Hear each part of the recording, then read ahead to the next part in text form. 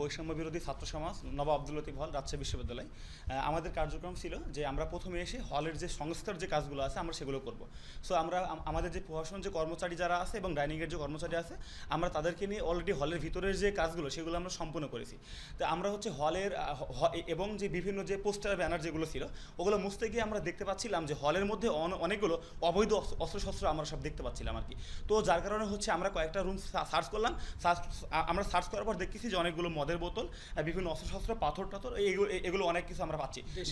দেন আমাদের মনে হলো যে আমরা যদি এই ছাত্রলীগের যদি আরও অনেকগুলো রুম আমরা তল্লাশি করি তাহলে হয়তো অনেক কিছু মিলবে। এই পরিপ্রেক্ষিতে আমরা হল প্রশাসনকে এটা হচ্ছে জানাই। দেন হল প্রশাসনের তত্ত্বাবধানে আমরা যে সাধারণ যে ছাত্র সমাজ তারা সবাই মিলে হচ্ছে আমরা এই রুমগুলো, হ্যাঁ আমরা এই রুমগুলো তল্লাশি করছি আর কি।